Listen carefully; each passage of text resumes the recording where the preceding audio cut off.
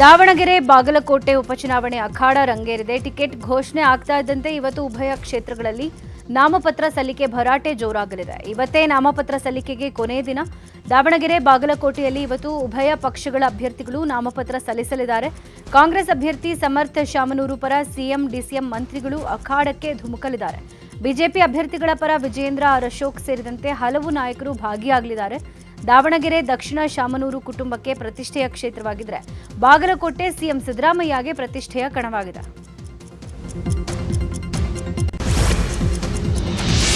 ದಾವಣಗೆರೆ ದಕ್ಷಿಣ ಕ್ಷೇತ್ರದಲ್ಲಿ ಸಮರ್ಥ್ಗೆ ಟಿಕೆಟ್ ಘೋಷಣೆ ಆಗ್ತಾ ಇದ್ದಂತೆ ಬಂಡಾಯ ಭುಗಿಲೆದ್ದಿದೆ. ಕಾಂಗ್ರೆಸ್ನಿಂದ ಟಿಕೆಟ್ ಆಕಾಂಕ್ಷಿಯಾಗಿದ್ದಂಥ ಸಾದಿಕ್ ಪೈಲ್ವಾನ್ ಬಂಡಾಯವಾಗಿ ಸ್ಪರ್ಧಿಸುವುದಾಗಿ ಹೇಳಿದ್ದಾರೆ. ಬಿಫಾರ್ಮ್ ಸಿಗುವ ಭರವಸೆ ಇತ್ತು, ಆದರೆ ನಮಗೆ ಸಿಕ್ಕಿಲ್ಲ. ಈ ಬಾರಿ ದಾವಣಗೆರೆಯಲ್ಲಿ ಕಾಂಗ್ರೆಸ್ಗೆ ತಕ್ಕ ಪಾಠವನ್ನು ಕಲಿಸ್ತೀವಿ. 40 ವರ್ಷದಿಂದ ಕಾಂಗ್ರೆಸ್ಗಾಗಿ ದುಡಿದ್ರೂ ಕೂಡ ನಮಗೆ ಕಾಂಗ್ರೆಸ್ ಅನ್ಯಾಯವನ್ನು ಮಾಡಿದೆ. ಇದು ಸಾವಿರಾರು ಜನರೊಂದಿಗೆ ತೆರಳಿ ನಾಮಪತ್ರವನ್ನು ಸಲ್ಲಿಸ್ತೀನಿ ಅಂತ ಹೇಳಿದರು. ಜಾತಿ ಜನಾಂಗದವ್ರು ಬಂದು ಹೇಳಿದ್ರಿಂದ ಆ ವಿಶ್ವಾಸದ ಮೇಲೆ ಜನ ತೀರ್ಮಾನ ಕೊಡ್ತಾರೆ, ಪಕ್ಕಾದ ಕಾಂಗ್ರೆಸ್ಸಿಗೆ ಪಾಠ ಕಲಿಸ್ತಾರೆ ಅಂಥೇಳಿ ಈ ಸಭೆಯಲ್ಲಿ ನಿಮ್ಮ ಮಾಧ್ಯಮದ ಮೂಲಕ ಹೇಳೋಕೆ ನಾನು ಇಷ್ಟಪಡ್ತೇನೆ. ನಮಗೆ ಕಾಂಗ್ರೆಸ್ ಪಕ್ಷದಿಂದ ಭಾಳ ನೋವಾಗಿದೆ ಸರ್.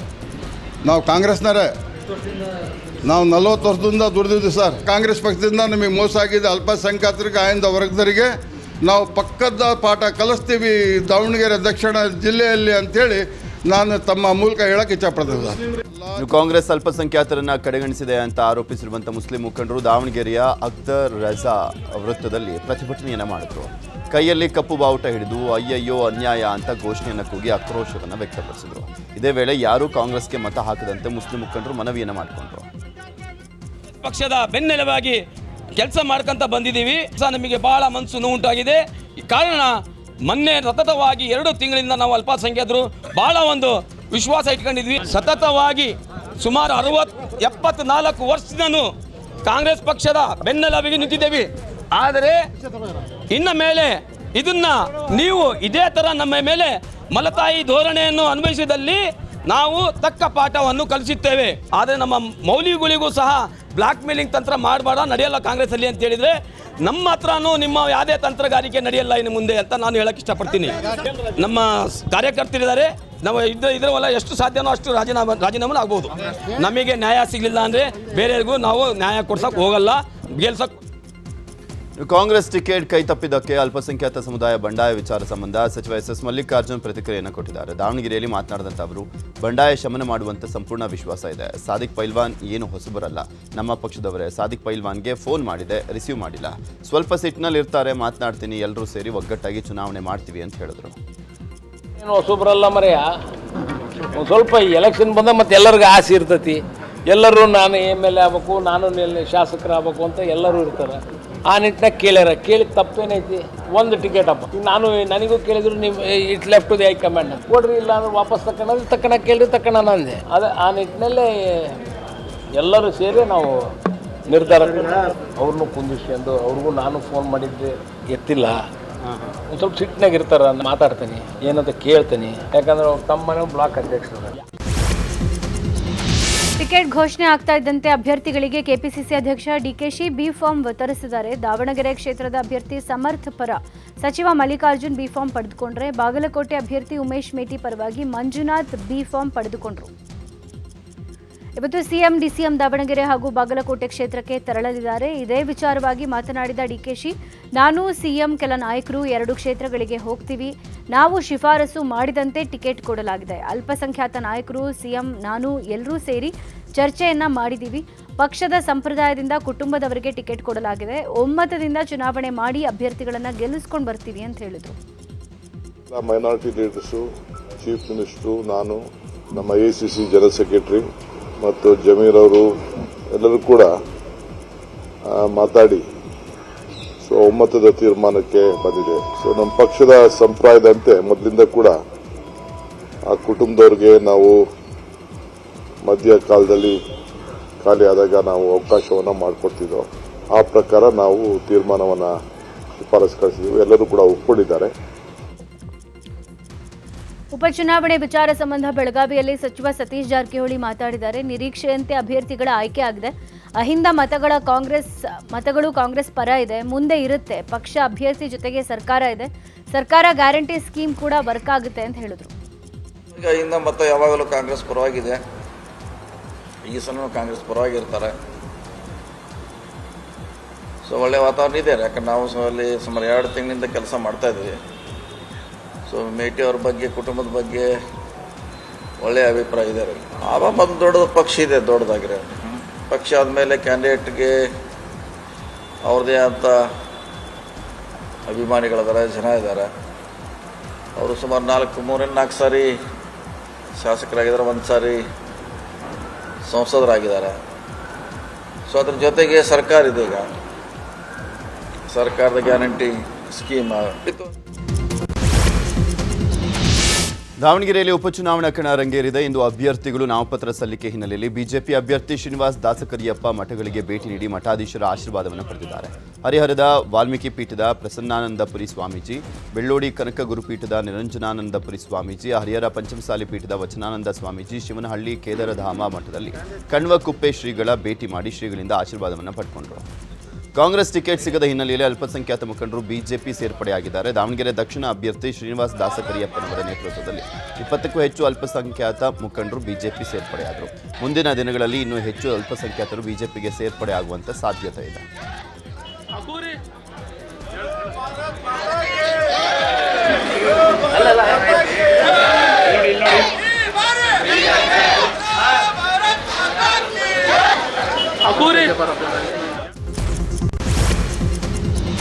ಬಾಗಲಕೋಟೆ ಕ್ಷೇತ್ರದಲ್ಲಿ ಉಮೇಶ್ ಮೇಟಿಗೆ ಕಾಂಗ್ರೆಸ್ ಟಿಕೆಟ್ ಘೋಷಣೆ ಆಗ್ತಾ ಇದ್ದಂತೆ ಕುಟುಂಬ ಒಂದಾಗಿದೆ. ನ್ಯೂಸ್ 18 ಜೊತೆ ಮಹಾದೇವಿ ಮೇಟಿ ಮಾತನಾಡಿದ್ದು, ನಮ್ಮ ಕುಟುಂಬಕ್ಕೆ ಟಿಕೆಟ್ ಕೊಟ್ಟಿದ್ದು ಖುಷಿಯಾಗಿದೆ. ನಾನು ಉಮೇಶ್ ಮೇಟಿ ಅವರಿಗೆ ಟಿಕೆಟ್ ಕೊಡಿ ಅಂತ ಬೇಡಿಕೆ ಇಟ್ಟಿದ್ದೆ, ಅದರಂತೆ ಟಿಕೆಟ್ ಕೊಟ್ಟಿದ್ದಾರೆ. ಕಾಂಗ್ರೆಸ್ ಪಕ್ಷ ಸಿಎಂ ಡಿಸಿಎಂ ಅವರಿಗೆ ಧನ್ಯವಾದ ಸಲ್ಲಿಸ್ತೀನಿ. ನಮ್ಮ ಅಣ್ಣನ ಪರವಾಗಿ ಪ್ರಚಾರ ಮಾಡಿ ಗೆಲ್ಲಿಸ್ಕೊಂಡು ಬರೋ ಪ್ರಯತ್ನ ಮಾಡ್ತೀವಿ. ಎಲ್ಲರೂ ಒಂದಾಗಿ ಚುನಾವಣೆ ಎದುರಿಸ್ತೀವಿ ಅಂತ ಹೇಳಿದ್ರು. ನಮ್ಮ ಉಮೇಶ್ ಅಣ್ಣಗೆ ಸಿಕ್ಕಿದ್ದಕ್ಕೆ ಭಾಳ ಖುಷಿಯಾಗೈತಿ.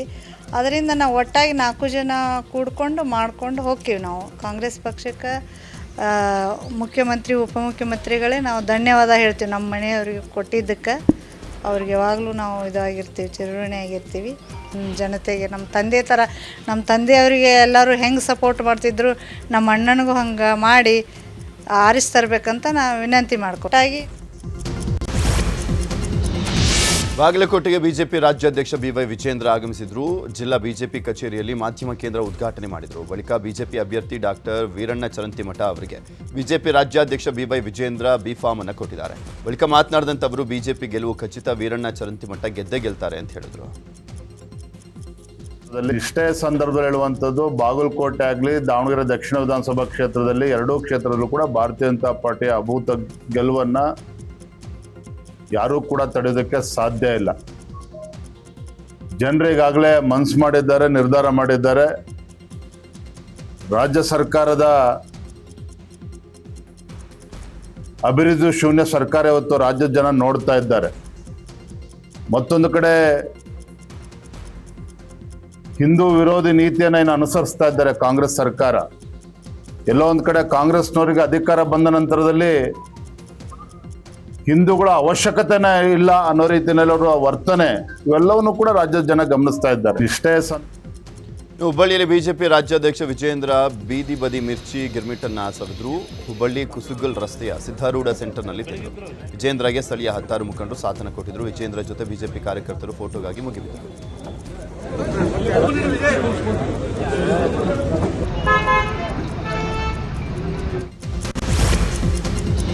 ಕೇಂದ್ರ ಸಚಿವ ಎಚ್.ಡಿ. ಕುಮಾರಸ್ವಾಮಿ ರಾಜ್ಯ ಪ್ರವಾಸಕ್ಕೆ ಪ್ಲಾನ್ ಮಾಡಿದ್ದಾರೆ. ರಾಜ್ಯ ಪ್ರವಾಸದ ಬಗ್ಗೆ ಕೇಂದ್ರ ಗೃಹ ಸಚಿವ ಅಮಿತ್ ಶಾ ಹಾಗೂ ಕೇಂದ್ರ ಸಚಿವ ಜೆ.ಪಿ. ನಡ್ಡಾ ಅವರ ಜೊತೆ ಚರ್ಚೆ ಮಾಡಿದ್ದಾರೆ. ಪ್ರಸ್ತುತ ರಾಜ್ಯದ ವಿದ್ಯಮಾನಗಳ ಬಗ್ಗೆ ಮಾಹಿತಿ ಕೊಟ್ಟಿದ್ದಾರೆ.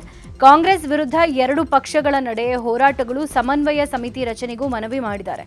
ಈ ವರ್ಷದ ಅಂತ್ಯದಿಂದಲೇ ಕಾಂಗ್ರೆಸ್ ವಿರುದ್ಧ ರಣತಂತ್ರ ರೂಪಿಸಿ ಮುಂಬರೋ ಸ್ಥಳೀಯ ಸಂಸ್ಥೆಗಳ ಚುನಾವಣೆ ಗೆಲ್ಲೋ ಕೆಲಸ ಮಾಡಬೇಕು. ಅದಕ್ಕಾಗಿ ನಾಯಕರಿಗೆ ಸಂದೇಶ ಕೊಡಿ ಅಂತ ಮನವಿ ಮಾಡಿದಾರಂತೆ. ವೀರಶೈವ ಲಿಂಗಾಯತ ಮಹಾಸಭಾದ 24ನೇ ರಾಷ್ಟ್ರೀಯ ಅಧ್ಯಕ್ಷರಾಗಿ ಸಚಿವ ಈಶ್ವರ್ ಖಂಡ್ರೆ ಆಯ್ಕೆಯಾದಂಥ ಹಿನ್ನೆಲೆಯಲ್ಲಿ ತವರು ಜಿಲ್ಲೆ ಬೀದರ್ನಲ್ಲಿ ಸಚಿವ ಈಶ್ವರ್ ಖಂಡ್ರೆಗೆ ಅಭಿನಂದನಾ ಸಮಾರಂಭ ಏರ್ಪಡಿಸಲಾಗಿತ್ತು. ಸಮಾರಂಭಕ್ಕೂ ಮುನ್ನ ತೆರೆದ ವಾಹನದಲ್ಲಿ ಸಚಿವ ಈಶ್ವರ್ ಖಂಡ್ರೆ ಅವರ ಭವ್ಯ ಮೆರವಣಿಗೆ ನಡೆಯಿತು. ಸಾವಿರಾರು ಸಂಖ್ಯೆಯಲ್ಲಿ ಅಭಿಮಾನಿಗಳು ಭಾಗಿಯಾಗಿ ಈಶ್ವರ್ ಖಂಡ್ರೆಗೆ ಜೈಕಾರವನ್ನು ಕೂಗಿದರು. ಮೆರವಣಿಗೆ ಬಳಿಕ ಕರ್ನಾಟಕ ಫಾರ್ಮಸಿ ಕಾಲೇಜು ಆವರಣದಲ್ಲಿ ಕಾರ್ಯಕ್ರಮ ನಡೆಯಿತು. ಅಭಿನಂದನಾ ಸಮಾರಂಭದಲ್ಲಿ ಈಶ್ವರ್ ಖಂಡ್ರೆ ಸಿಎಂ ಆಗ್ತಾರೆ ಅಂತ ಹುಲಸೂರಿನ ಶಿವಾನಂದ ಸ್ವಾಮೀಜಿ ಭವಿಷ್ಯವನ್ನು ನುಡಿದರು. ಈಶ್ವರ್ ಬಿ ಖಂಡ್ರೆ ಅವರು ಇನ್ನೂ ಉನ್ನತವಾದಂಥ ಹುದ್ದೆಗೆ ಏರಲಿ ಅಂತ ಹೇಳಿದರು.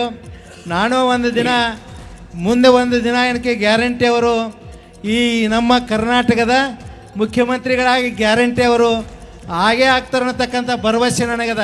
ವಿಶ್ವಗುರು ಬಸವಣ್ಣವರು ಇನ್ನೂ ಆಶೀರ್ವಾದ ಕೊಡಲಿ, ಅವರ ಜೀವನ ಒಳ್ಳೆಯದಾಗಲಿ. ನಿಜವಾಗಿ ಭಾಳ ಉತ್ತಮವಾಗಿ ಒಳ್ಳೆಯ ಸಜ್ಜನ ವ್ಯಕ್ತಿಗಳು ನಮ್ಮ ಸನ್ಮಾನ್ಯ ಈಶ್ವರ್ ಖಂಡ್ರೆ ಅವರಿದ್ದಾರೆ. ಅವರಿಗೆ ದೇವರು ಒಳ್ಳೆಯದು ಮಾಡಲಿ ಅಂತ ಹಾರೈಸಿ ನನ್ನ 2 ಮಾತುಗಳು ಮುಗಿಸ್ತಿದ್ದೇನೆ. ಗ್ರೇಟರ್ ಬೆಂಗಳೂರು ಚುನಾವಣೆಗೆ ಬಿಜೆಪಿ ಭರ್ಜರಿ ಸಿದ್ಧತೆ ಆರಂಭ ಮಾಡಿದೆ. ಜಿಬಿಎದ 5 ಪಾಲಿಕೆ ಹಾಗೂ ಬೆಂಗಳೂರಿನ 28 ವಿಧಾನಸಭೆ ಕ್ಷೇತ್ರಗಳಿಗೆ ಉಸ್ತುವಾರಿಗಳನ್ನು ನೇಮಕ ಮಾಡಲಾಗಿದೆ. ಬಿವೈ ವಿಜಯೇಂದ್ರ, ಆರ್ ಅಶೋಕ್, ಛಲವಾದಿ ನಾರಾಯಣಸ್ವಾಮಿ, ವಿ ಸೋಮಣ್ಣ, ಶೋಭಾ ಕರಂದ್ಲಾಜೆ ಸೇರಿದಂತೆ ಪ್ರಮುಖರು ಜವಾಬ್ದಾರಿಯನ್ನು ಹಂಚಿಕೊಂಡಿದ್ದಾರೆ. ಈ ಬಾರಿ ಬೆಂಗಳೂರು ಗೆಲ್ಲೋಕೆ ಬಿಜೆಪಿ ನಾಯಕರು ಭಾರೀ ರಣತಂತ್ರ ರೂಪಿಸುತ್ತಿದ್ದಾರೆ. ಕನ್ನಡ ಮತ್ತು ಸಂಸ್ಕೃತಿ ಇಲಾಖೆ ಸಚಿವ ಶಿವರಾಜ್ ತಂಗಡಿಗೆ ಆರೋಗ್ಯದಲ್ಲಿ ದಿಢೀರ್ ಏರುಪೇರು ಉಂಟಾಗಿತ್ತು. ಶಿವರಾಜ್ ತಂಗಡಿಗೆ ಕೊಪ್ಪಳದಿಂದ ಬೆಂಗಳೂರಿಗೆ ಬರ್ತಿದ್ದಾಗ ಎದೆನೋವು ಕಾಣಿಸಿಕೊಂಡಿದೆ. ಕೂಡಲೇ ತುಮಕೂರಿನ ಸಿದ್ಧಗಂಗಾ ಆಸ್ಪತ್ರೆಗೆ ದಾಖಲಾಗಿ ಚಿಕಿತ್ಸೆ ಪಡೆದರು. ತಪಾಸಣೆ ಮಾಡಿದಂಥ ವೈದ್ಯರು ಆರೋಗ್ಯ ಸಮಸ್ಯೆ ಏನೂ ಇಲ್ಲ, ಇದು ಗ್ಯಾಸ್ಟ್ರಿಕ್ ಅಂತ ಹೇಳಿದ್ದಾರೆ. ಚಿಕಿತ್ಸೆ ಪಡೆದ ಬಳಿಕ ಮಾತನಾಡಿದಂಥ ಸಚಿವರು ಆರೋಗ್ಯವಾಗಿದ್ದೇನೆ, ಆತಂಕ ಪಡುವಂಥ ಅಗತ್ಯವಿಲ್ಲ, ಹಿಂದೆ ಯಾವತ್ತೂ ಈ ರೀತಿ ಆಗಿರಲಿಲ್ಲ, ನನಗೆ ಯಾವುದೇ ಸಮಸ್ಯೆ ಇರಲಿಲ್ಲ ಅಂತ ಹೇಳಿದರು. ಈ ದಿನದ ಹತ್ರ ಎದೆ ನೋವಾಯಿತು. ಅದು ಯಾಕಾಯಿತು ಅಂತ ನನಗೆ ಎಂದೂ ಆಗಿದ್ದಿಲ್ಲ ಆ ಫೀಲು. ಅದಕ್ಕೆ ಭಾಳ ನೋವಾಯಿತು. ನಾನು ಡಾಕ್ಟ್ರಿಗೆ ಮಾತಾಡಿದೆ, ಜಯರಂಗನಾಥ್ ಅಂತ ನನ್ನ ಫ್ಯಾಮಿಲಿ ಡಾಕ್ಟ್ರು, ಅವ್ರಿಗೆ ಮಾತಾಡಿದೆ. ಟ್ರಾಫಿಕ್ ಜಾಮ್ ಇದೆ, ಬೇಡ ರಿಸ್ಕ್ ತೊಗೊಳೋದು ಬೇಡ, ನೀವು ಟ್ರಾಫಿಕ್ ಜಾಮ್ ಆಗಿದೆ, ನಾನು ಆ ಕಡೆಯಿಂದನೂ ಬರ್ತಾಯಿದ್ದೀನಿ, ಟ್ರಾಫಿಕ್ ಜಾಮ್ ಇದೆ, ಸೀದಾ ನೀವು ಸಿದ್ಧಗಂಗಾ ಹಾಸ್ಪಿಟ್ಲಿಗೆ ಹೋಗಿ ಅಲ್ಲಿ ಶರತ್ ಅಂತಂದು ನನ್ನ ಗೆಳೆಯರಿದ್ದಾರೆ, ಅವ್ರ ಹತ್ರ ನಾನು ಮಾತಾಡ್ತೀನಿ, ಚೆಕ್ ಮಾಡಿಸಿದ್ರು. ಬಂದೆ, ಚೆಕ್ ಮಾಡಿಸಿದೆ. ಏನು ಈಗ ECG ಮಾಡಿದರು, ಈಕೋ ಮಾಡಿದರು, ಯಾವುದೂ ಏನೂ ತೊಂದರೆ ಇಲ್ಲ ಅಂದರು. ಅವ್ರು ತೊಂದರೆ ಇಲ್ಲ ಅಂದಮೇಲೆ ನಾನು ಹೊರಟಿದ್ದೀನಿ. ಸ್ವಲ್ಪ ಲೇಟಾಗಿ ಊಟ ಮಾಡಿದೆ, ನಾನು ಸ್ವಲ್ಪ ಎಸಿಡಿಟಿ ಪ್ರಾಬ್ಲಮ್ ಆಗಿದೆ, ಎಸಿಡಿಟಿ ಟ್ಯಾಬ್ಲೆಟ್ ತೊಗೊಂಡೆ. ಓಕೆ, ಸ್ವಲ್ಪ ನನಗೇನು ತೊಂದರೆ ಇಲ್ಲ, ಬೆಂಗಳೂರಿಗೆ ಹೋಗ್ತೀನಿ, ಆರಾಮಿದ್ದೀನಿ. ಯಾವುದು ದಾಟಿದ್ಮೇಲೆ ಇದೇನೋ ಅಂತೇಳಿ ಹಾಸ್ಪಿಟಲ್ ಬಂದಿದ್ರು. ಆಲ್ಮೋಸ್ಟ್ ಒಂದು 15-20 ಮಿನಿಟ್ಸಿಂದ ನೋವು ಬರ್ತಾ ಇತ್ತು. ಇಲ್ಲಿ ಬಂದು ECG, ಕಾರ್ಡಿಯೋಗ್ರಾಮ್ ಟೆಸ್ಟ್ ಅದೆಲ್ಲ ಮಾಡಿ ನೋಡಿದ್ಮೇಲೆ ಅವರು ನೋವು ಸಹ ಕಡಿಮೆ ಆದಮೇಲೆ ಇವಾಗ ಆರಾಮಿದ್ದಾರೆ. ಸೊ ಅವರು ಮತ್ತೆ ಅವ್ರ ಪ್ರಯಾಣ ಬೆಂಗಳೂರು ಕಡೆ ಕೊಟ್ಟಿದ್ದಾರೆ. ಸೊ ಹೃದಯ ಸಂಬಂಧಿ ಸಮಸ್ಯೆಗಳು ಏನೂ ಇಲ್ಲ ಅವರಿಗೆ. ಸೊ ಇಷ್ಟ ಯುಗಾದಿ ರಂಜಾನ್ ಹಬ್ಬದ ರಜೆ ಹಿನ್ನೆಲೆ ಊರಿಗೆ ತೆರಳಿದವರು ಇವತ್ತು ಬೆಂಗಳೂರಿಗೆ ವಾಪಸ್ ಆಗ್ತಿದ್ದಾರೆ. 4 ದಿನಗಳ ರಜೆ ಮುಗಿಸ್ಕೊಂಡು ಜನ ಬೆಂಗಳೂರಿನತ್ತ ಬರ್ತಿದ್ದಾರೆ. ಇನ್ನು ಹೆಚ್ಚುವರಿ ಬಸ್ ವಾಹನಗಳು ಬೆಂಗಳೂರಿಗೆ ಎಂಟ್ರಿ ಕೊಟ್ಟಿರೋ ಹಿನ್ನೆಲೆ ಓಕಳಿಪುರಂ ರಸ್ತೆಯಲ್ಲಿ ಭಾರೀ ಟ್ರಾಫಿಕ್ ಜಾಮ್ ಉಂಟಾಗಿತ್ತು. ಮಂಗಳೂರು, ದಾವಣಗೆರೆ, ಚಿತ್ರದುರ್ಗ, ತುಮಕೂರು ಭಾಗಗಳಿಂದ ಹೆಚ್ಚುವರಿ ವಾಹನಗಳು ಆಗಮಿಸಿದ ಕಾರಣ ಟ್ರಾಫಿಕ್ ಜಾಮ್ ಉಂಟಾಗಿದೆ. ಪೊಲೀಸರು ಟ್ರಾಫಿಕ್ ಕ್ಲಿಯರ್ ಮಾಡೋಕೆ ಹರಸಾಹಸ ಪಟ್ಟಿದ್ದಾರೆ. ರಾಜ್ಯದಲ್ಲಿ ದಿನದಿಂದ ದಿನಕ್ಕೆ ಒಳ ಮೀಸಲಾತಿ ಕಿಚ್ಚು ಜೋರಾಗ್ತಾ ಇದೆ. ಇಂದು ಸಚಿವ ಮಹದೇವಪ್ಪ ಸ್ವಕ್ಷೇತ್ರ ಟಿ ನರಸೀಪುರದಿಂದ ಮೈಸೂರಿನ DC ಕಚೇರಿವರೆಗೂ ಬಲಗೈ ಸಮುದಾಯ ಪಾದಯಾತ್ರೆಯನ್ನು ಹಮ್ಮಿಕೊಂಡಿದೆ. ಬೆಳಗ್ಗೆ 6 ಗಂಟೆಗೆ ನರಸೀಪುರ ತಾಲೂಕು ಕಚೇರಿಯಿಂದ ಹೊರಟು ಮೈಸೂರಿನ DC ಕಚೇರಿವರೆಗೂ ನೂರಾರು ಬಲಗೈ ಸಮುದಾಯದ ಕಾರ್ಯಕರ್ತರು ಪಾದಯಾತ್ರೆಯನ್ನು ಮಾಡಲಿಕ್ಕೆ ಮುಂದಾಗಿದ್ದಾರೆ. ಮೀಸಲಾತಿ ಜಾರಿ ಮಾಡುವಂಥ ಸಂದರ್ಭದಲ್ಲಿ ಬಲಗೈ ಸಮುದಾಯಕ್ಕೆ ಅನ್ಯಾಯ ಆಗಬಾರ್ದು ಅಂತ ಈ ಮೂಲಕ ಸರ್ಕಾರಕ್ಕೆ ಎಚ್ಚರಿಕೆ ನೀಡಲಿಕ್ಕೆ ಮುಂದಾಗಿದ್ದಾರೆ. ಬಲ್ಡೋಟ ಮುಕುಂದ ಸುಮಿ ಕಾರ್ಖಾನೆ ವಿಸ್ತರಣೆ ಮಾಡಬಾರದು, ಬಸಾಪುರ ಕೆರೆಯನ್ನು ಸಾರ್ವಜನಿಕ ಉಪಯೋಗಕ್ಕೆ ಬಿಡಬೇಕು ಅಂತ ಆಗ್ರಹಿಸಿ ಇವತ್ತು ಬೆಂಗಳೂರಿನ ಫ್ರೀಡಂ ಪಾರ್ಕ್ನಲ್ಲಿ ಪ್ರತಿಭಟನೆ ನಡೆಯಲಿದೆ. ಕೊಪ್ಪಳದಲ್ಲಿ ಕೊಪ್ಪಳ ಬಚಾವೋ ಆಂದೋಲನ ಸಮಿತಿ, ಕೊಪ್ಪಳ ಪರಿಸರ ಹಿತರಕ್ಷಣಾ ವೇದಿಕೆ ನಡೆಸ್ತಾ ಇರುವ ಅನಿರ್ದಿಷ್ಟಾವಧಿ ಮುಷ್ಕರ 143ನೇ ದಿನಕ್ಕೆ ಕಾಲಿಟ್ಟಿದೆ. ರಾಜ್ಯ ಸರ್ಕಾರದ ಗಮನ ಸೆಳೆಯುವ ಉದ್ದೇಶದಿಂದ ಬೆಂಗಳೂರಲ್ಲಿ ಪ್ರತಿಭಟನೆ ನಡೆಯಲಿದೆ. ಬೆಂಗಳೂರು ಗ್ರಾಮಾಂತರ ಕ್ಷೇತ್ರದ ಸಂಸದ ಡಾಕ್ಟರ್ CN ಮಂಜುನಾಥ್ ಬೆಂಗಳೂರು ದಕ್ಷಿಣ ಜಿಲ್ಲೆಯ ಚನ್ನಪಟ್ಟಣ ಕ್ಷೇತ್ರಕ್ಕೆ ಬಂಪರ್ ಕೊಡುಗೆಯನ್ನು ಕೊಟ್ಟಿದ್ದಾರೆ. ಪೀಪಲ್ ಟು ಪೀಪಲ್ ಹಾಗೂ RXDX ಕಂಪನಿಯ ವತಿಯಿಂದ 10 ಲಕ್ಷ ಮೌಲ್ಯದ ಒಟ್ಟು 10 ಶುದ್ಧ ಕುಡಿಯುವಂಥ ನೀರಿನ ಘಟಕಗಳನ್ನು ಒಂದೇ ದಿನ ಉದ್ಘಾಟನೆ ಮಾಡಿದ್ದಾರೆ. ಶಿರಗುಡ್ಡೆ, ರಾಂಪುರ, ಕೂಡ್ಲೂರು, ಇಗ್ಗಲೂರು ಹಾಗೂ ನಗರದ 31ನೇ ವಾರ್ಡ್ ಸೇರಿದಂತೆ ಒಟ್ಟು 10 ಕಡೆ ಘಟಕಗಳನ್ನು ಉದ್ಘಾಟನೆ ಮಾಡಿದ್ದಾರೆ. ಮಂಜುನಾಥ್ ಅವರ ಈ ಕಾರ್ಯಕ್ಕೆ ಜನರು ಮೆಚ್ಚುಗೆಯನ್ನು ವ್ಯಕ್ತಪಡಿಸಿದರು. ಕೋಲಾರದಲ್ಲಿ SSLC ಪರೀಕ್ಷೆ ಬರೆಯೋಕೆ ಆಂಬ್ಯುಲೆನ್ಸ್ನಲ್ಲಿ ಆಗಮಿಸಿದ್ದ ವಿದ್ಯಾರ್ಥಿನಿ ನಿವಾಸಕ್ಕೆ KGF ಶಾಸಕಿ ರೂಪಾ ಶಶಿಧರ್ ಭೇಟಿ ನೀಡಿ ವಿದ್ಯಾರ್ಥಿನಿಗೆ ಧೈರ್ಯ ತುಂಬಿದ್ದಾರೆ. KGF ತಾಲೂಕಿನ ಚಿನ್ನನಾಗನಹಳ್ಳಿ ಗ್ರಾಮದ ನಿವಾಸಿ ಕುಸುಮಾ ಆಕ್ಸಿಡೆಂಟ್ನಲ್ಲಿ ಕಾಲು ಕಳ್ಕೊಂಡು ಶಸ್ತ್ರಚಿಕಿತ್ಸೆಗೆ ಒಳಗಾಗಿದ್ರು. ಈ ಮಧ್ಯೆ ಪರೀಕ್ಷೆ ಬರೆಯೋ ಸಲುವಾಗಿ KGFನ ಸೇಂಟ್ ಮೇರೀಸ್ ಹೈಸ್ಕೂಲ್ಗೆ ಆಂಬ್ಯುಲೆನ್ಸ್ನಲ್ಲೇ ಆಗಮಿಸಿದರು. ವಿದ್ಯಾರ್ಥಿನಿಯ ಶೈಕ್ಷಣಿಕ ಉತ್ಸಾಹಕ್ಕೆ ಎಲ್ಲೆಡೆ ಮೆಚ್ಚುಗೆ ವ್ಯಕ್ತವಾಗಿತ್ತು. ಈಗ ಶಾಸಕಿ ರೂಪಾ ಶಶಿಧರ್ ವಿದ್ಯಾರ್ಥಿನಿ ಹಾಗೂ ತಾಯಿಗೆ ಧೈರ್ಯ ತುಂಬಿ ಕುಟುಂಬಕ್ಕೆ ಆರ್ಥಿಕ ಸಹಾಯ ಮಾಡಿದ್ದಾರೆ. ಉತ್ತರ ಕನ್ನಡ ಜಿಲ್ಲೆಯ ಹಳಿಯಾಳದಲ್ಲಿ ಅತಿ ದೊಡ್ಡ ಸಮಾವೇಶ ಕೇಂದ್ರ ಕಟ್ಟಡ ಉದ್ಘಾಟನೆಗೊಂಡಿದೆ. ಪ್ರವಾಸೋದ್ಯಮ ಸಚಿವ ಎಚ್.ಕೆ. ಪಾಟೀಲ್ ಸಮಾವೇಶವನ್ನು ಉದ್ಘಾಟನೆ ಮಾಡಿದ್ದಾರೆ. ಇನ್ನು ಉತ್ತರ ಕನ್ನಡ ಜಿಲ್ಲೆಯಲ್ಲಿ ಮೊದಲ ಸಮಾವೇಶ ಕೇಂದ್ರವಾಗಿದ್ದು, ಪ್ರವಾಸೋದ್ಯಮ ಇಲಾಖೆ ಅನುದಾನದಲ್ಲಿ ಲೋಕೋಪಯೋಗಿ ಇಲಾಖೆಯಿಂದ ಈ ಸಮಾವೇಶ ಕೇಂದ್ರ ನಿರ್ಮಾಣವಾಗಿದೆ. ಜಿಲ್ಲೆಯ ಜನರಿಗೆ ಅಗತ್ಯವಿದ್ದಂಥ ಸಮಾವೇಶ ಕೇಂದ್ರ ಲೋಕಾರ್ಪಣೆ ಮಾಡಲಾಗಿದ್ದು, ಕಾರ್ಯಕ್ರಮದಲ್ಲಿ ಶಾಸಕ ದೇಶಪಾಂಡೆ ಭಾಗಿಯಾಗಿದ್ದರು. ಇವತ್ತು ಹೋಟೆಲ್, ರೆಸ್ಟೋರೆಂಟ್ ಹಾಗೂ ಡಾಬಾಗಳಿಗೆ ಅಡುಗೆ ಸಿಲಿಂಡರ್ ಪೂರೈಕೆ ಆಗಲಿದೆ. ರಾಜ್ಯ ಹೋಟೆಲ್ ಮಾಲೀಕರ ಸಂಘ ಹಾಗೂ ರಾಜ್ಯ ಸರ್ಕಾರದ ಮನವಿಯ ಮೇರೆಗೆ ಕೇಂದ್ರ ಸರ್ಕಾರ ಕಮರ್ಷಿಯಲ್ ಸಿಲಿಂಡರ್ ಪೂರೈಕೆ ಮಾಡುತ್ತಿದೆ. ಚಿಕ್ಕಬಳ್ಳಾಪುರದ ಶಿಡ್ಲಘಟ್ಟದಲ್ಲಿ ಗ್ಯಾಸ್ ಸಿಲಿಂಡರ್ ಪಡೆಯೋಕೆ ಜನ ಕ್ಯೂನಲ್ಲಿ ನಿಂತಿದ್ರು. ಇಂಡಿಯನ್ ಗ್ಯಾಸ್ ಗೋಡೌನ್ ಮುಂದೆ ನಿನ್ನೆ ಸಂಜೆನೂ ಸುಮಾರು ಅರ್ಧ ಕಿಲೋಮೀಟರ್ ಉದ್ದದ ಕ್ಯೂ ಕಂಡುಬಂತು. ರಜಾ ದಿನ ಕೂಡ ಸಿಲಿಂಡರ್ಗಾಗಿ ಜನ ಕ್ಯೂ ನಿಂತಿದ್ರು. ಇನ್ನು ಮಂಡ್ಯ ಜಿಲ್ಲೆಯಲ್ಲಿ ಗ್ಯಾಸ್ಗಾಗಿ ಜನ ಪರಿತಪಿಸ್ತಾ ಇದ್ದಾರೆ. ಗ್ಯಾಸ್ ಸಿಲಿಂಡರ್ಗಾಗಿ ಕೆಆರ್ಪೇಟೆ ಪಟ್ಟಣದ HP ಗ್ಯಾಸ್ ಏಜೆನ್ಸಿ ಮುಂದೆ ಗ್ರಾಹಕರು ಕಿತ್ತಾಡ್ಕೊಂಡಿದ್ದಾರೆ. ಗ್ರಾಹಕರ ಕಿತ್ತಾಟದಿಂದ ಬೇಸತ್ತು ಪೊಲೀಸರ ಸುಪರ್ದಿಯಲ್ಲೇ ಗ್ರಾಹಕರಿಗೆ ಗ್ಯಾಸ್ ಸಿಲಿಂಡರ್ ಹಂಚಿಕೆ ಮಾಡಲಾಯಿತು. ಮಂಡ್ಯ ಜಿಲ್ಲೆ ಕೇರ್ಪೇಟೆ ತಾಲೂಕಿನಲ್ಲಿ HP ಗ್ಯಾಸ್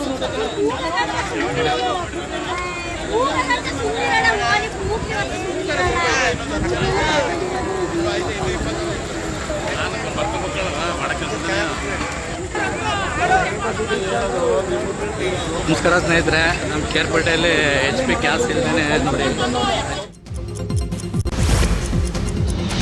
ಚಿತ್ರದುರ್ಗದ ರೇಣುಕಾಸ್ವಾಮಿ ಕೊಲೆ ಪ್ರಕರಣದ 14ನೇ ಆರೋಪಿ ಪ್ರದೋಷ್ ಜಾಮೀನು ಕೋರಿ ಅರ್ಜಿಯನ್ನು ಸಲ್ಲಿಸಿದ್ದಾರೆ. 57ನೇ ಸೆಷನ್ಸ್ ಕೋರ್ಟ್ನಲ್ಲಿ ಇಂದು ವಿಚಾರಣೆ ನಡೆಯಲಿದೆ.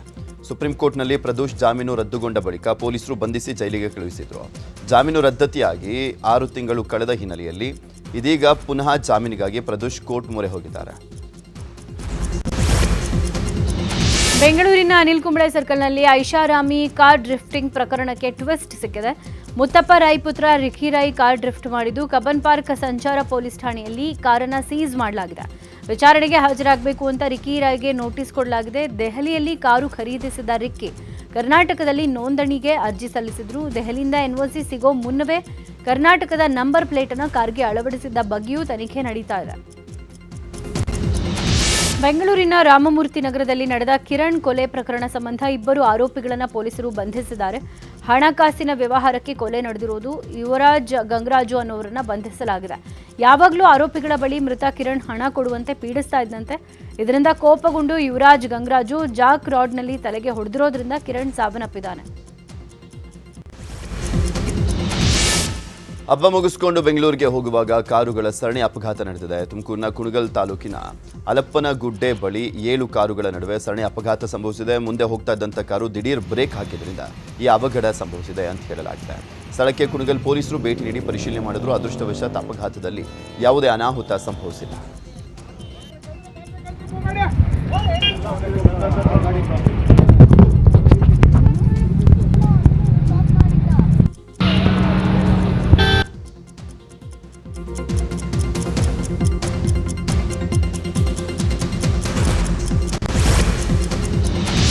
ಕೈಯಲ್ಲಿ ಬಿಯರ್ ಬಾಟಲ್ ಹಿಡಿದು ಪುಂಡರು ಟ್ರಿಪಲ್ ರೈಡಿಂಗ್ ಮಾಡಿರೋ ಘಟನೆ ನಿನ್ನೆ ರಾತ್ರಿ ಬೆಂಗಳೂರಿನ BTM ಲೇಔಟ್ ರಸ್ತೆಯಲ್ಲಿ ನಡೆದಿದೆ.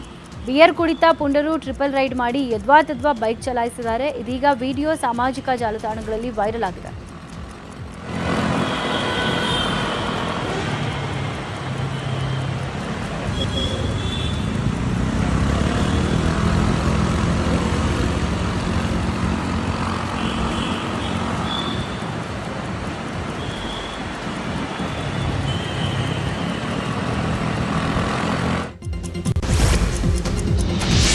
ಕೋಲಾರ ಜಿಲ್ಲೆಯ ಮಾಲೂರು ತಾಲೂಕಿನ ಟೇಕಲ್ ಹೋಬಳಿಯಲ್ಲಿ ಅಕ್ರಮ ಗಣಿಗಾರಿಕೆಗೆ ಬ್ರೇಕ್ ಇಲ್ಲದಂತಾಗಿದೆ. ಟೇಕಲ್ ಹೋಬಳಿಯ ಬನಹಳ್ಳಿ ಗ್ರಾಮದ ಬೆಟ್ಟದಲ್ಲಿ ಕಲ್ಲು ಸ್ಫೋಟಿಸಲಿಕ್ಕೆ ಅಕ್ರಮವಾಗಿ ಜಿಲೆಟಿನ್ ಸ್ಫೋಟಕ ಬಳಸಲಾಗಿದೆ.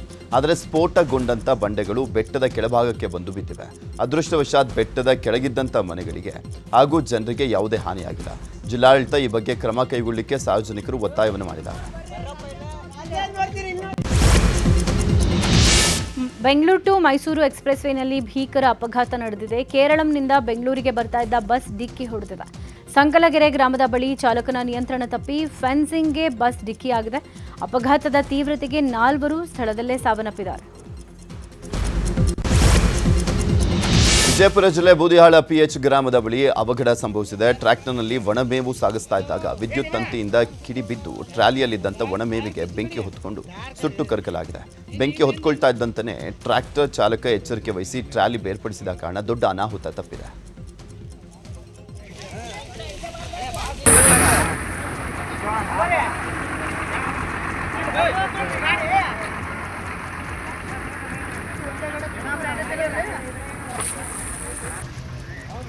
ಇನ್ನು ಡೀಸೆಲ್ ಟ್ಯಾಂಕರ್ಗೆ ಆಕಸ್ಮಿಕ ಬೆಂಕಿ ತಗುಲಿ ಧಗಧಗ ಹೊತ್ತಿ ಉರಿದಿದೆ. ಚಿತ್ರದುರ್ಗ ಜಿಲ್ಲೆಯ ಹೊಳಲ್ಕೆರೆ ತಾಲೂಕಿನ ಸಾಸಲು ಗ್ರಾಮದಲ್ಲಿ ಈ ಘಟನೆ ನಡೆದಿದೆ. ಚಲಿಸ್ತಾ ಇದ್ದಂಥ ಕಾರ್ನ ಡೀಸೆಲ್ ಟ್ಯಾಂಕರ್ನಲ್ಲಿ ಏಕಾಏಕಿ ಬೆಂಕಿ ಕಾಣಿಸಿಕೊಂಡು ನಡು ರಸ್ತೆಯಲ್ಲೇ ಹೊತ್ತಿ ಉರಿದಿದೆ. ಚಾಲಕ ಹಾಗೂ ಕ್ಲೀನರ್ ಅದೃಷ್ಟವಶಾತ್ ಪ್ರಾಣಾಪಾಯದಿಂದ ಪಾರಾಗಿದ್ದಾರೆ. ತಕ್ಷಣವೇ ಸ್ಥಳಕ್ಕೆ ಆಗಮಿಸಿದಂಥ ಅಗ್ನಿಶಾಮಕ ದಳದ ಸಿಬ್ಬಂದಿ ಬೆಂಕಿ ನಂದಿಸಿದ್ದಾರೆ. ಬೆಂಗಳೂರು ದಕ್ಷಿಣ ಜಿಲ್ಲೆಯ ಚನ್ನಪಟ್ಟಣದಲ್ಲಿ ವರ್ಷದ ಮೊದಲ ಭರ್ಜರಿ ಮಳೆಯಾಗಿದೆ. ನಗರ ಹಾಗೂ ಗ್ರಾಮಾಂತರ ಭಾಗದಲ್ಲಿ ಮಳೆ ಬಂದಿದ್ದು ಬಿರು ಬಿಸಿಲಿಗೆ ಕಂಗೆಟ್ಟಿದ್ದಂಥ ಜನರಿಗೆ ಮಳೆರಾಯ ತಂಪೆರೆದಿದ್ದಾನೆ. ರಾಮನಗರದ ಕೆಲ ಭಾಗದಲ್ಲಿಯೂ ಮಳೆಯಾಗಿದೆ. ಬಾಗಲಕೋಟೆಯಲ್ಲಿ ಅಕಾಲಿಕ ಮಳೆಯಿಂದ ತೋಟಗಾರಿಕೆ ಬೆಳೆಗಳು ಹಾನಿಯಾಗಿವೆ. ತುಳಸಿಗೇರಿ ಭಾಗದಲ್ಲಿ ಅಕಾಲಿಕ ಆಲಿಕಲ್ಲು ಮಳೆಯಿಂದ ಕಲ್ಲಂಗಡಿ, ದಾಳಿಂಬೆ ಬೆಳೆ ಹಾನಿಯಾಗಿದೆ. ರೈತರ ಜಮೀನುಗಳಿಗೆ ಶಾಸಕ ಜೆ.ಟಿ. ಪಾಟೀಲ್ ಭೇಟಿ ನೀಡಿ ಬೆಳೆ ಹಾನಿ ವೀಕ್ಷಣೆಯನ್ನು ಮಾಡಿದರು. ಬೆಳೆ ಹಾನಿ ಬಗ್ಗೆ ರೈತರು ಅಳಲನ್ನು ತೋಡ್ಕೊಂಡ್ರು. ಶಾಸಕ ಜೆ.ಟಿ. ಪಾಟೀಲ್ ಸರ್ಕಾರದಿಂದ ಸೂಕ್ತ ಪರಿಹಾರ ಕೊಡಿಸುವಂತ ಭರವಸೆಯನ್ನು ಕೊಟ್ಟಿದ್ದಾರೆ. ಕೋಲಾರ ಜಿಲ್ಲೆಯ ಮುಳುಬಾಗಿಲು ತಾಲೂಕಿನ ಮದ್ದೇರಿ ಗ್ರಾಮದಲ್ಲಿ ಬೋರ್ವೆಲ್ನಿಂದ ಬಂದ ನೀರು ಕಂದು ಮಿಶ್ರಿತ ಬಣ್ಣದಿಂದ ಕೂಡಿದೆ. ಜಲಜೀವನ್ ಮಿಷನ್ ಯೋಜನೆಯಡಿ ಕಳೆದ 5 ತಿಂಗಳ ಹಿಂದೆ ಕೊರೆಸಿರುವ ಬೋರ್ವೆಲ್ನಲ್ಲಿ ಕಂದು ಮಿಶ್ರಿತ ಬಣ್ಣದ ನೀರು ಬರ್ತಾ ಇದೆ. ನೀರು ಬಳಸೋಕೆ ಸಾಧ್ಯ ಇಲ್ಲ ಅಂತ ಗ್ರಾಮಸ್ಥರು ಹೇಳ್ತಿದ್ದಾರೆ. ನೀರಿಂದ ಮನೆಯಲ್ಲಿನ ಪಾತ್ರೆಗಳ ತಳವು ಕಂದು ಮಿಶ್ರಿತ ಬಣ್ಣಕ್ಕೆ ತಿರುಗಿದೆ. ಹೀಗಾಗಿ ಗ್ರಾಮದಲ್ಲಿ ಬದಲಿ ಬೋರ್ವೆಲ್ ಕೊರೆಸಬೇಕು ಅಂತ ಗ್ರಾಮಸ್ಥರು ಒತ್ತಾಯಿಸುತ್ತಿದ್ದಾರೆ. ಬೆಂಗಳೂರು ಹೊರವಲಯ ಆನೇಕಲ್ ಸಮೀಪದ ತಮ್ಮನಾಯಕನಹಳ್ಳಿ ಬಳಿ ಕಾಡಾನೆಗಳು ಕಾಣಿಸಿಕೊಂಡಿದ್ದಾವೆ. ಇಲ್ಲಿನ ಎರಿಕ್ ಫೌಂಡೇಶನ್ ಫಾರ್ಮ್ ಬಳಿ 2 ಕಾಡಾನೆಗಳು ಓಡಾಡಿದ್ದು ಓಡಾಟದ ದೃಶ್ಯ ಸಿಸಿಟಿವಿಯಲ್ಲಿ ಸೆರೆಯಾಗಿದೆ. ಕಾಡಾನೆಗಳ ಓಡಾಟ ಕಂಡು ಗ್ರಾಮಸ್ಥರಲ್ಲಿ ಆತಂಕ ಮನೆ ಮಾಡಿದೆ. ಅರಣ್ಯ ಅಧಿಕಾರಿಗಳು ಕಾಡಾನೆಗಳ ನಿಯಂತ್ರಣಕ್ಕೆ ಮುಂಜಾಗ್ರತಾ ಕ್ರಮ ವಹಿಸ್ತಾ ಇಲ್ಲ ಎಂಬುದು ಗ್ರಾಮಸ್ಥರ ಆಕ್ರೋಶ ಆಗಿದೆ. ಚಾಮರಾಜನಗರ ತಾಲೂಕು ಸಂತೆಮರಹಳ್ಳಿಯ ಮನೆಯೊಂದರಲ್ಲಿ ಸೇರಿಕೊಂಡಿದ್ದಂಥ ಉಡವನ್ನು ಉರುಗ ತಜ್ಞ ಸ್ನೇಕ್ ಮಹೇಶ್ ರಕ್ಷಣೆ ಮಾಡಿದ್ದಾರೆ. ಉಡ ಮನೆಯ ಒಳಗಡೆ ಬಂದರೆ ಕೆಡುಕು ಎಂಬುದೆಲ್ಲ ಕೇವಲ ಮೂಢನಂಬಿಕೆ ಅಂತ ಹೇಳಿರುವಂಥ ಸ್ನೇಕ್ ಮಹೇಶ್ ತಾವು ಸೆರೆ ಹಿಡಿದಂಥ ಉಡವನ್ನು ಸುರಕ್ಷಿತವಾಗಿ ಕಾಡಿಗೆ ಬಿಟ್ಟಿದ್ದಾರೆ. ವಿಜಯಪುರ ಜಿಲ್ಲೆಯ ಐತಿಹಾಸಿಕ ಕತಕನಹಳ್ಳಿ ಗ್ರಾಮದ ಸದಾಶಿವ ಮಠದ ಜಾತ್ರಾ ಮಹೋತ್ಸವ ಅದ್ಧೂರಿಯಾಗಿ ನಡೀತಾ ಇದೆ. 5 ದಿನಗಳ ಕಾಲ ನಡೆಯುವ ಜಾತ್ರೆಯಲ್ಲಿ ಹಲವು ಧಾರ್ಮಿಕ ಹಾಗೂ ಸಾಂಸ್ಕೃತಿಕ ಕಾರ್ಯಕ್ರಮ ನಡೀತಿದೆ. ಈ ಬಾರಿ ಜಾತ್ರೆಯ ಅಂಗವಾಗಿ 52 ಜೋಡಿ ಸಾಮೂಹಿಕ ವಿವಾಹ ನಡೆಸಿಕೊಂಡಿದೆ. ರಾಜ್ಯದ ವಿವಿಧ ಭಾಗಗಳಿಂದ ಆಗಮಿಸಿದ ಸಾವಿರಾರು ಭಕ್ತರು ಜಾತ್ರಾ ಮಹೋತ್ಸವದಲ್ಲಿ ಭಾಗಿಯಾಗಿದ್ದರು.